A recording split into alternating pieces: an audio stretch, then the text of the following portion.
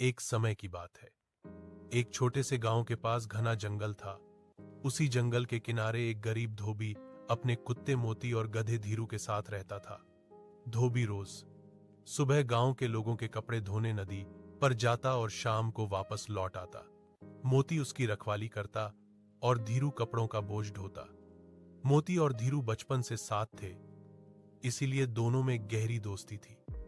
मोती भले ही आकार में छोटा था, लेकिन दिमाग का बहुत तेज था। वहीं धीरू ताकतवर तो था, पर थोड़ा भोला। एक दिन धोबी को गांव से दूर एक मेले में जाना पड़ा।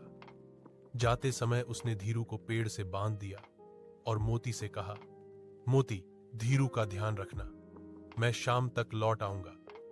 दोनों जानवर वहीं रुक गए। उसी जंगल में एक लालची तेंदुआ रहता था। वह कई दिनों से भूखा था और आसान शिकार की तलाश में घूम रहा था। जैसे ही उसकी नजर धीरू पर पड़ी, उसके मुंह में पानी आ गया। तेंदुआ झाड़ियों से निकलकर बोला, वाह, आज तो दावत खुद चलकर आई है। धीरू डर के मारे कांपने लगा। मोती, लगता है आज मेरा अंत तय है। मोती ने आंखों से इशारा किया, घबराओ मत। मोती आगे बढ़ा और गुर्राते हुए बोला, रुक जा तेंदुए, तू जिसे कमजोर समझ रहा है वो जंगल का सबसे खतरनाक जानवर है। तेंदुआ हंस पड़ा, अरे छोटे कुत्ते, मुझे बेवकूफ मत बना, मैं जंगल का राजा हूं। मोती ने मुस्कुराकर कहा, राजा? अरे अभी तो तू हमारे गुरु जानवर से मिला ही नहीं। कौन गुरु जानवर? तेंदुआ चौंका। मोती बोला, जिसे देखकर शेर भी रास्ता बदल लेता है। धीरू उसी का शिष्य है। धीरू डरते डरते गर्जने की कोशिश करता है। हूं, उसकी भारी आवाज गूंजती है। तेंदुआ थोड़ा घबरा गया, पर लालच अब भी था।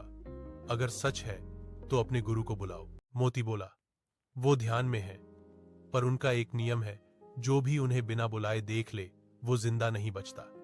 तेंदुआ पीछे हट गया।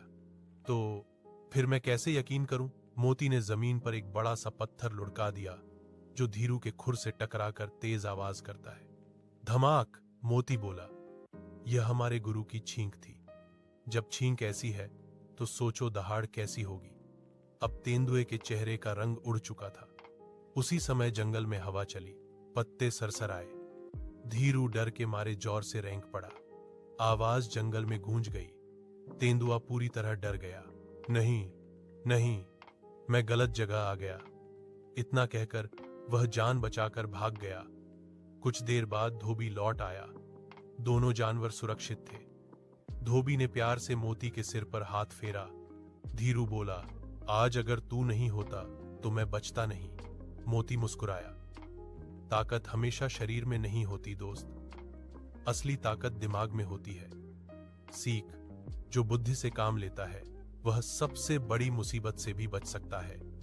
लालच और घमंड अक्सर हार की वजह बनते हैं।